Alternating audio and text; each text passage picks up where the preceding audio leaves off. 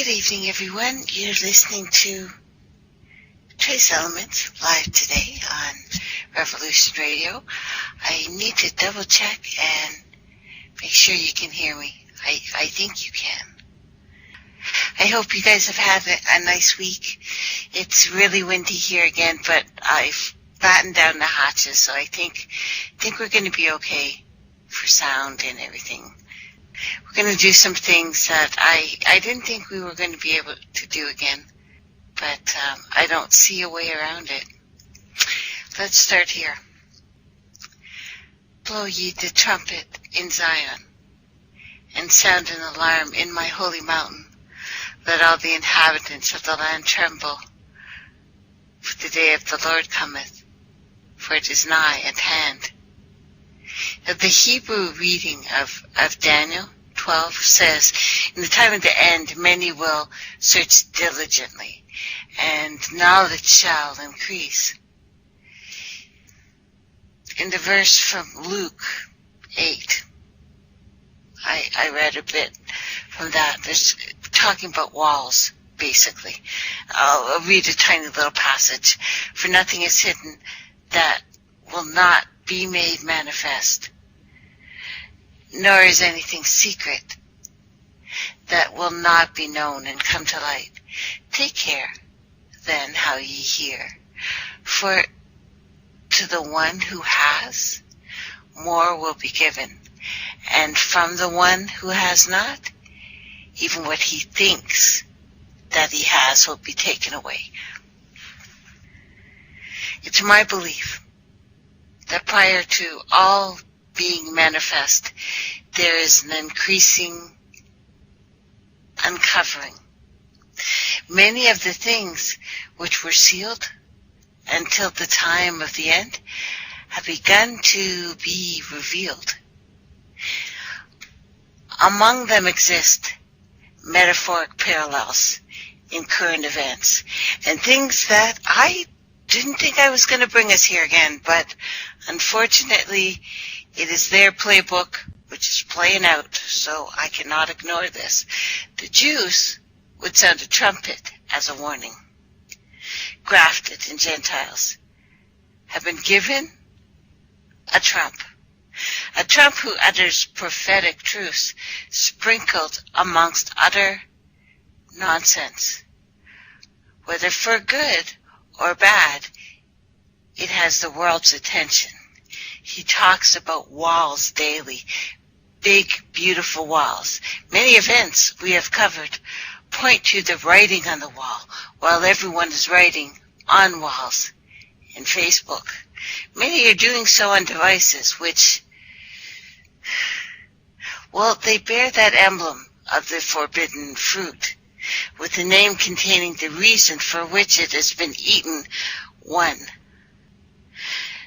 No, there's nothing wrong with owning an iPhone, but there is a deeper truth pointing to the trajectory of humanity, of what we're going through right now. It's not coming, it is here. The iPhone. Now picture that apple in your mind, because the examples are unending now. But you must accept that the truths don't always appear the way you expect them to. Often they are hidden in plain sight. Now last year, 2016, 666 plus 666 plus 666 plus 6 plus 6 plus 6. Is that an accident? Well, of course, I do like playing with numbers, and maybe we didn't have to play it this way, but we have been heading towards a trajectory here. You would say this is only one country, this United States, but it's not exactly that, and hasn't been for quite some time. It is the avatar of the earth sort of thing right now. What the United States is going through, we have all gone through, and we are all going through. And few who make it all the way through we'll find treasures amongst the onslaught. Because there have been marriages made here.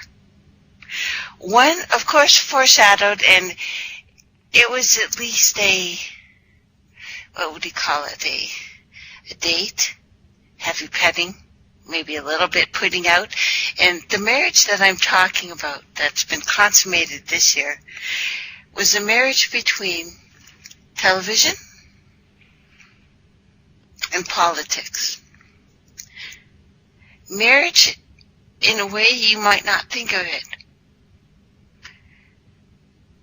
But you can see that politics has now become the farce, and we're getting more truth on TV than we're getting anywhere else.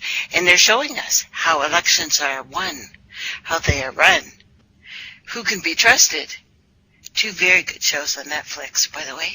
But there's more truth in that than we're seeing in the little tanning-faced president. And these things, we are not surprised by these things.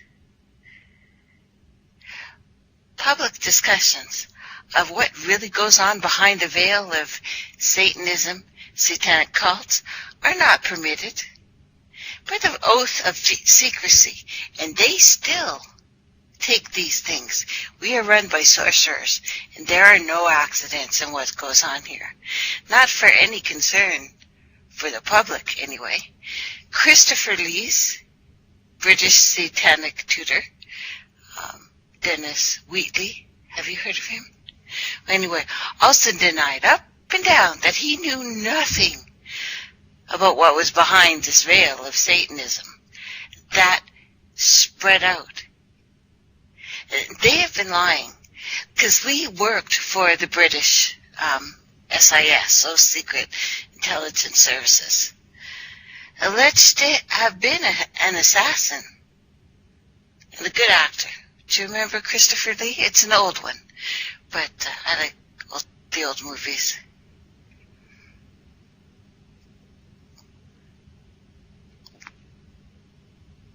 Now, Wheatley was a serious student of the beast, 666, Aleister Crowley, who was behind Hollywood, who would eventually be involved in politics.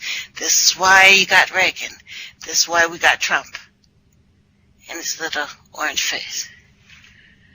Now, Lee and Wheatley were most likely MI6 or MI5 or both, on a mission to penetrate, infiltrate, re-educate popular mass public entertainment with Satanism. And of course, because Crowley was it. And this is why we're seeing the things we're seeing now. And they were secret initiative of the blood rites of the satanic dark circle.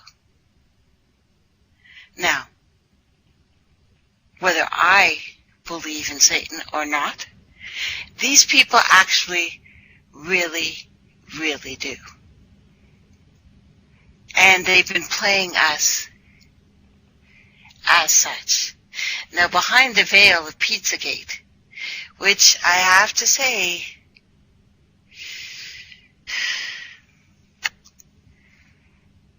well, if you don't think that you could go out from wherever you are right now and buy a man, a woman, or a child, wherever you are, anywhere on this earth, then I think you are horribly naive.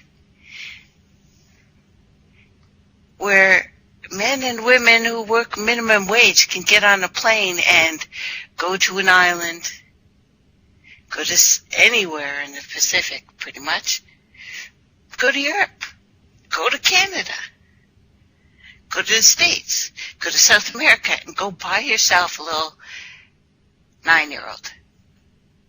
Yes, you can. So there's no place safe, because this is civilization. We are civilized people. Civilized people always has a hierarchy.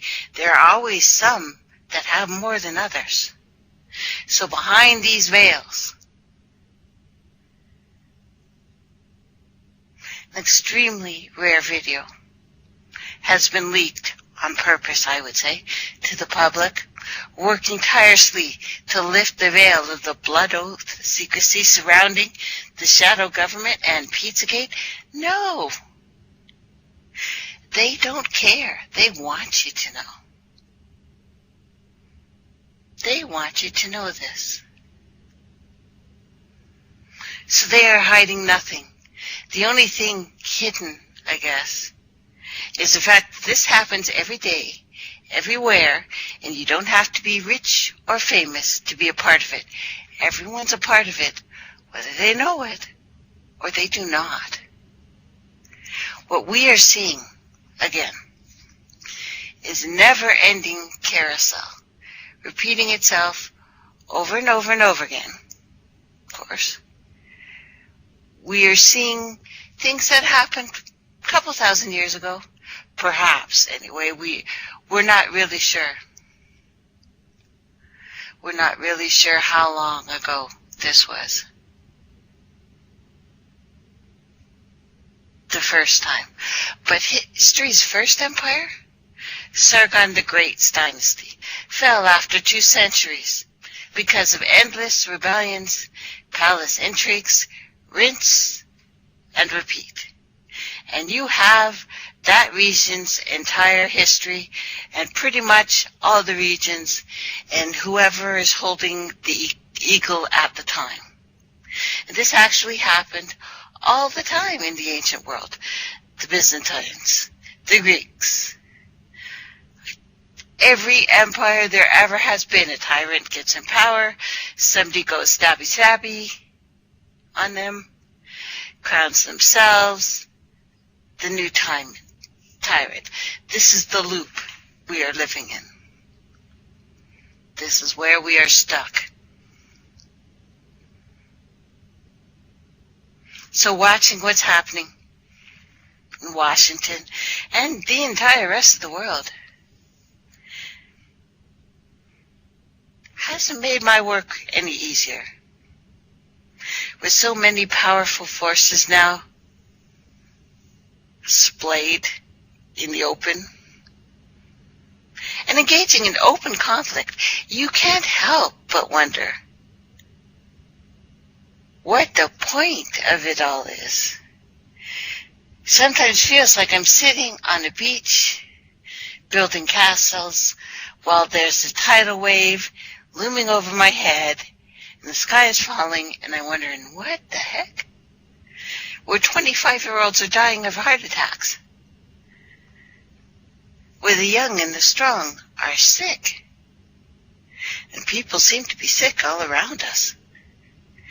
A tidal wave, and then some, is it not? Because the entire world seems dead set on making the most unhinged, Google-eyed, Usenet conspiracy theories of the mind, and the stuff in the mid-90s looked positively moderate by comparison of what's going on right now. History teaches us that empires fall usually because of internal conflicts that much weaker outside forces are able to exploit. I've been involved in an intense study of ancient Mesopotamian history, the stuff we can get in the past few months, past few years, and I have to say the parallels are quite depressing. History's first empire, Sargon the Great's dynasty again, fell after only 2 centuries because of endless rebellion, palace intrigue, wash, rinse, repeat, that's it. This is the world, this is civilization, the same thing over and over again. And a virus has taken open the world, and this virus moves faster than any bullet. And it has infected everything, and it certainly feels like we're entering a time in which the kind of internal, abstract contemplation that drives things like synchronicity and symbolic magic are simply going to be swept aside by seismic forces of power politics. Now leave it to Gordon White to provide us with suitable metaphors in these times. It's a construct, you know, and we have to talk about this.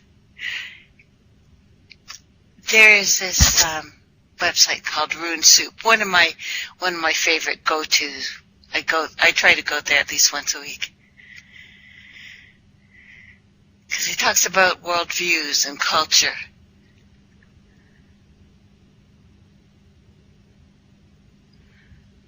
Supernatural. The supernatural. Speaking on the value of comparisons, world of supernatural in art and culture, the rise of Esalen and perpetual need for art and creativity. Very interesting. Magic and paranormal and television. And their greatest seers right now are the friggin' Simpsons, because nobody's hit it like they have. Although, if they've got it right, Trump has an elevator accident, interestingly enough, like Prince, and then maybe falls down the elevator shaft onto some bullets and I don't know what, which the Americans will lose their minds, and what we think of as crazy now, I can't even imagine what will come next. So let's hope that doesn't happen. But I guess it's time that we all, I don't know, construct our own personal Rivendales, the one wiki to rule them all sort of thing. Rivendell, also known as Imladris, an elven town and a house located in Middle-earth. It is described as the last homely house east of the sea. I don't know why it came to my mind, but it was the sanctuary. And I guess I'm thinking a lot of sanctuaries right now, and our own magical refuge in an age of brute force and materialism. When an avalanche is coming, all you usually can do is get out of its way. Life offers no guarantees. It never has. History is filled with cultures who reach an apex of physical comfort and domestic tranquility just before descending into total, complete, utter chaos. But it's at times like these that people really learn what they truly believe in, what's really true. I mean, more often than not, the truth emerges from the most obscure and unlikely places. I've been watching a lot of documentaries on slums lately, because they're saying within the next 5 years, they think 1 in 3 people will be living in one, but I think 1 in 3 people are already living in one, and the ones in the places that we call the third world, these people living with nothing in utter filth look stronger than most people I see walking around outside. And I live in a pretty affluent town. People got jobs and all that stuff. People got money in their 2 cars and their kids. And they look sick. And it's, in a way, it's hard to explain. Not poor, crazy drug addict sick, but sick as in walking these soulless shells like zombies.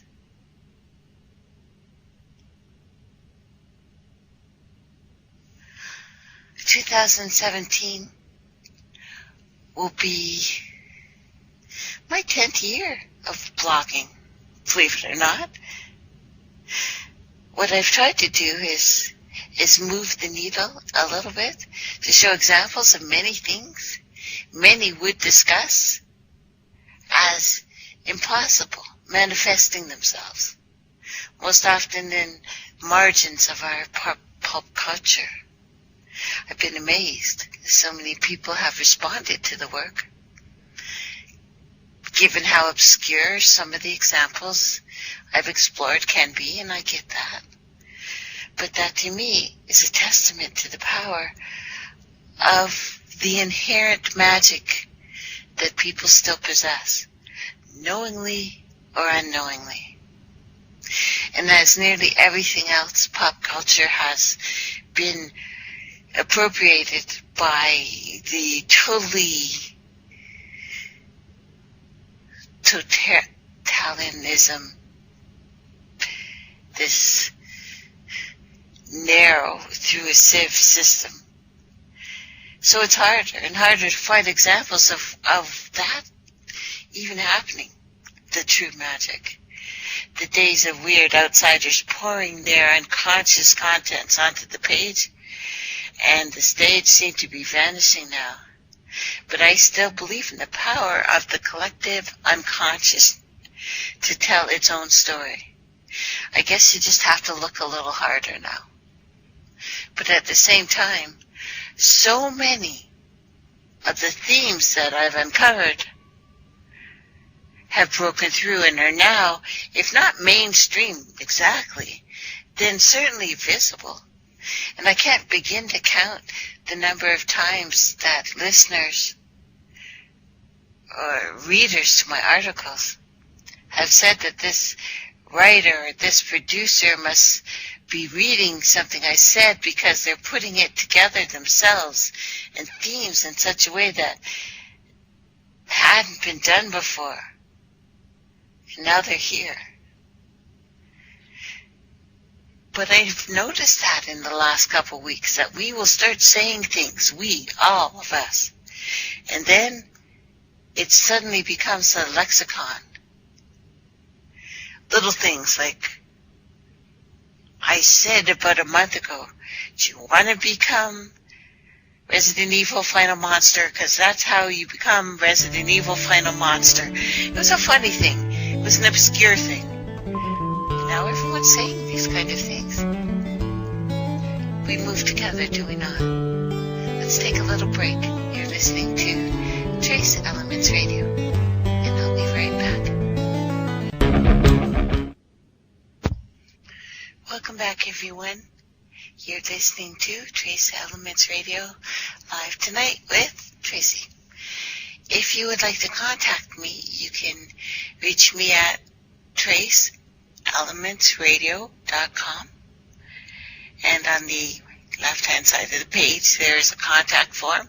Also, you can go to Facebook, and we have a Trace Elements Radio page with some articles that you might not find on the regular blog spot. So if you need to get in touch with me for anything,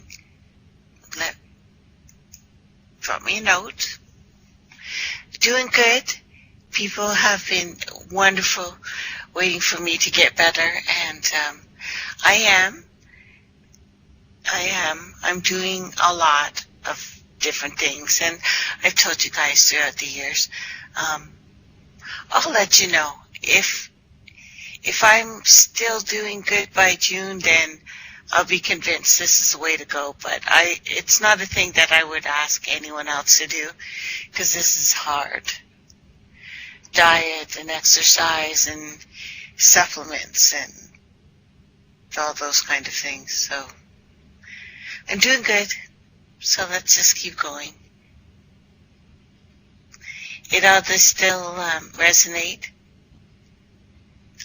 the things that are going on. But as this zeitgeist seems to have shifted, it's hard to keep a footing. And what does it all mean? Maybe that's what's happening, is the data has been collected and the application phase has now begun. Only there's no roadmap on how that's done or where it's going. I think in the end, what it all boils down to is a weird kind of sigil magic. We're seeing how this plays out in the political sphere with the rise in the meme of magic. Have you noticed that lately? Which has such a huge, if not overblown story after that election, which, seems to still be in people's minds when it freaking happened months ago. The question then becomes, is it a magic that you can make use of? A practical use? I think it can be. I just need to work out exactly how. We've seen how the needle moves in universe, as it were. The question becomes, does it break the fourth wall in a way that can help you survive? Ganusius? Isn't that the question these days? How do we survive? If nothing else, understanding how meaning, quote unquote, is constructed through semotics can help free your mind from the black mean magic infiltrated on you every waking moment of your day through the media mudslide everyone is buried in now. Believe me, that's a useful skill these days. I'm sure a lot of you know that already. I have a lot more to say on this as we go through. But in the meantime, I'd like to hear your thoughts on applications of these things.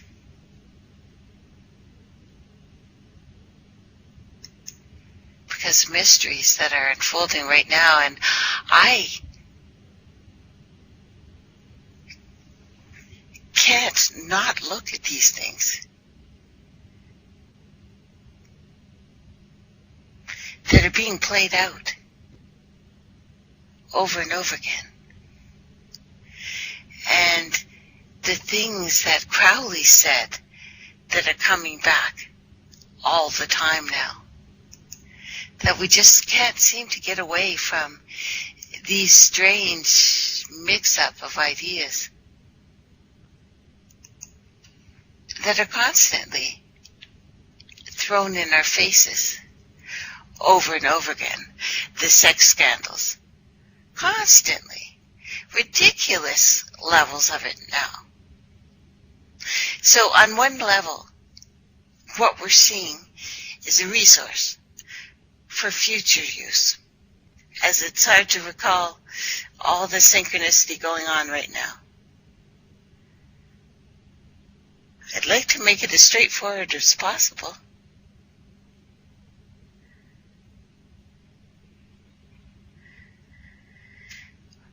But there's a vocabulary here that we have to become familiar with, something prophetic.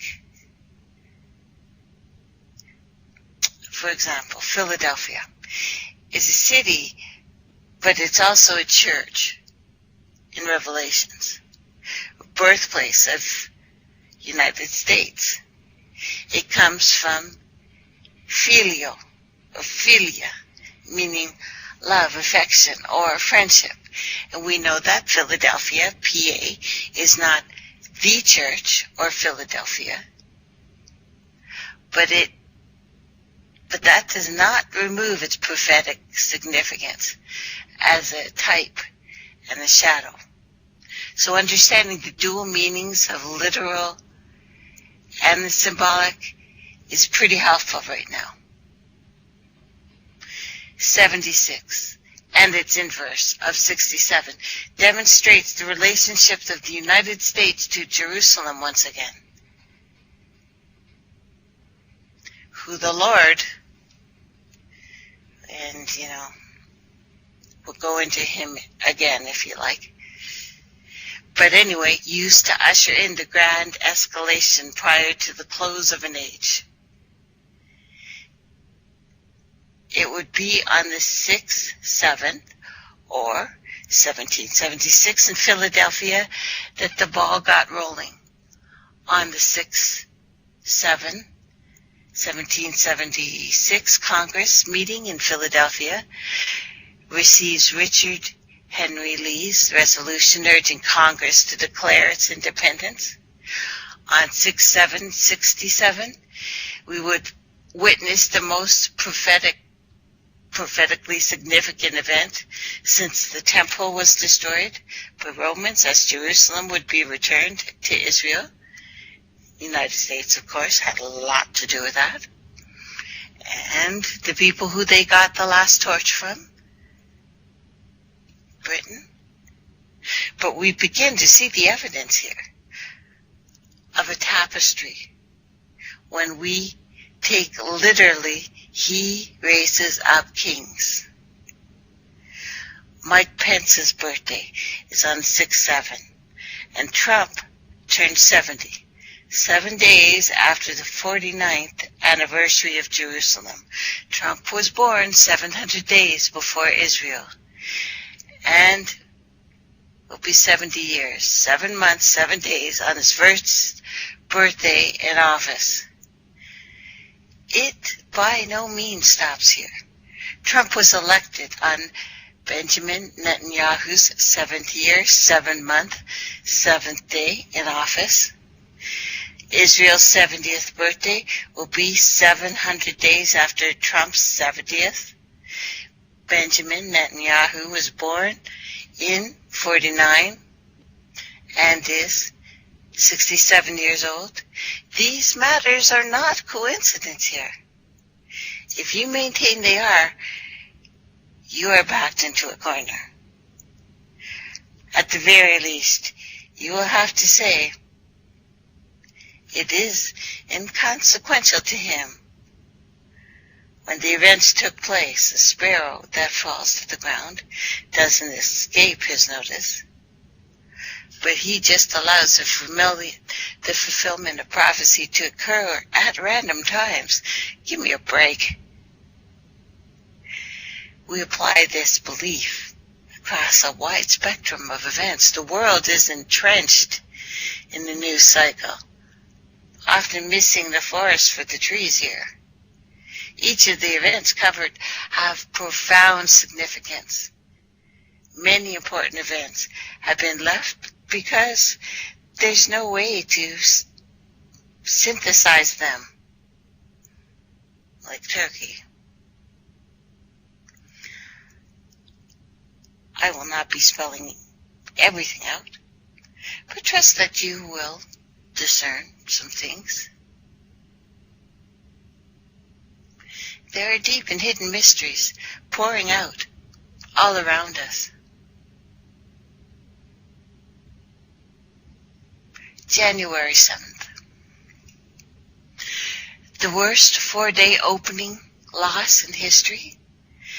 The DJIA drops 900 points in its 119th year, 119 days inclusively from 9/11.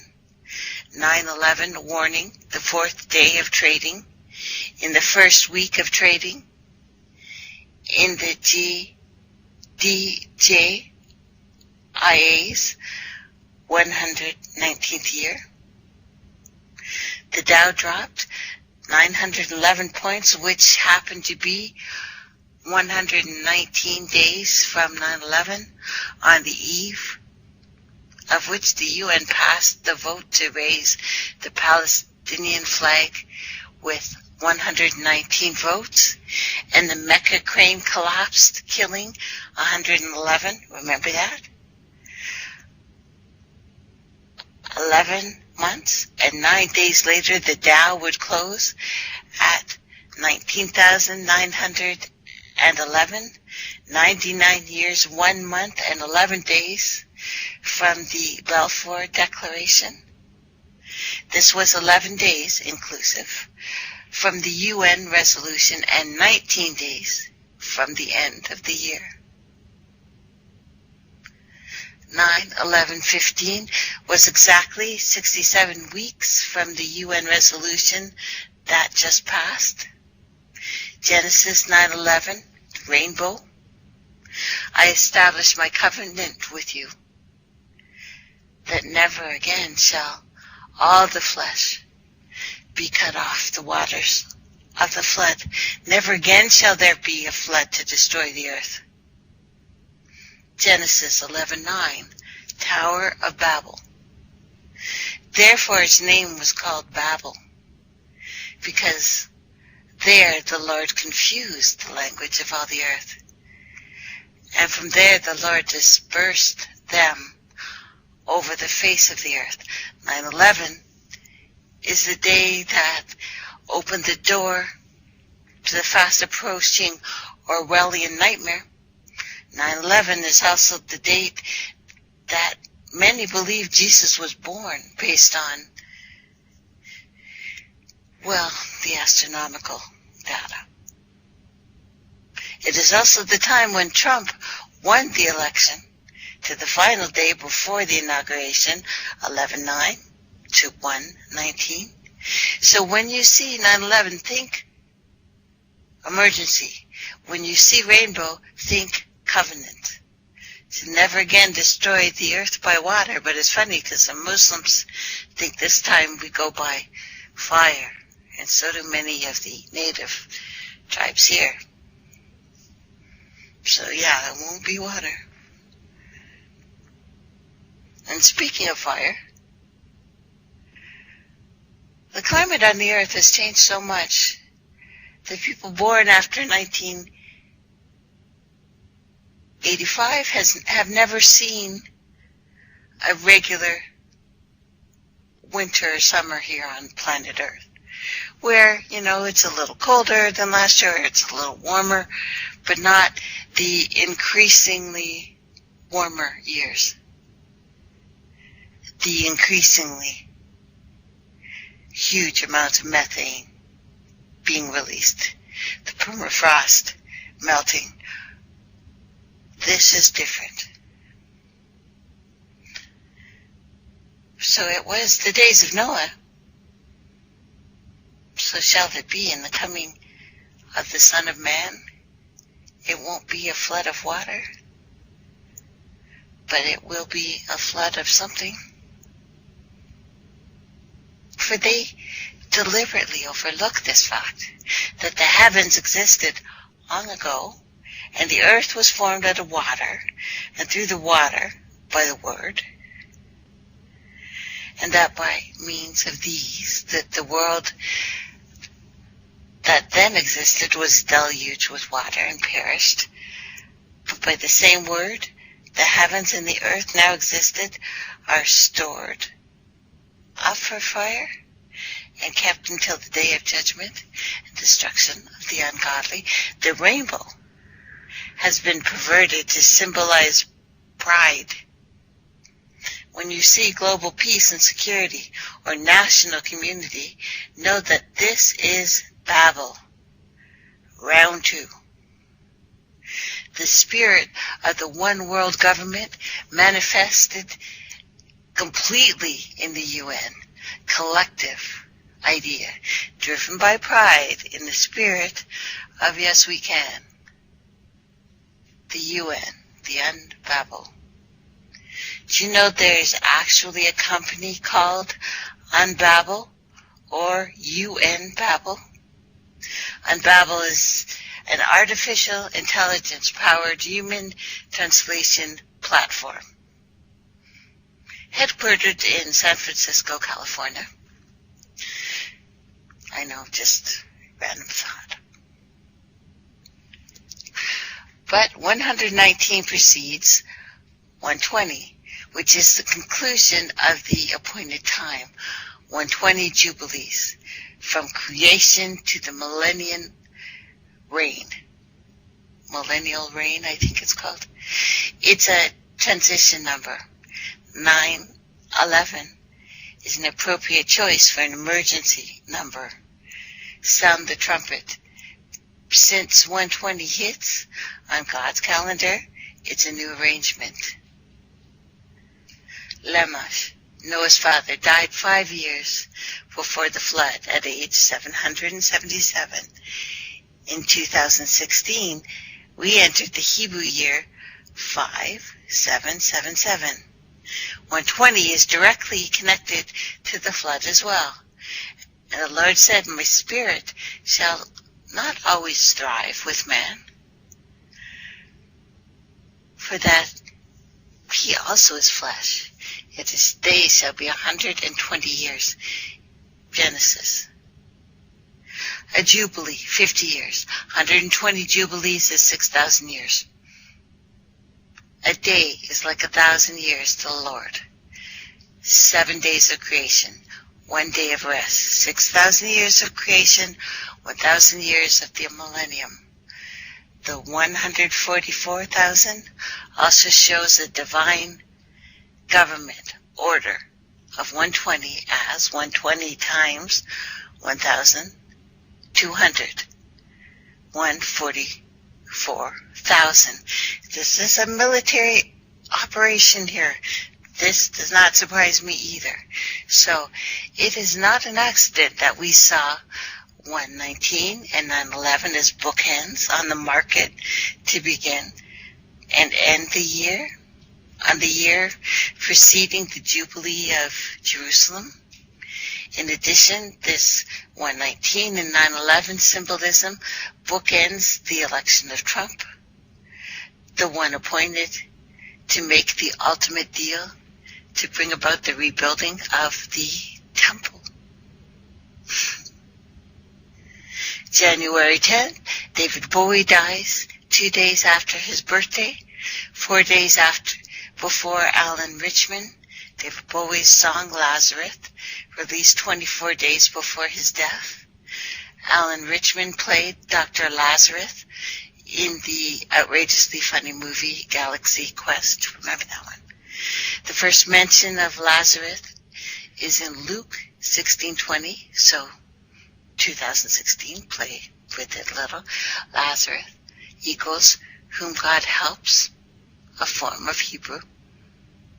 Name is here. The movie The Lazarus Effect was released 45 weeks to the day of the release of the Black Star album that contains Lazarus.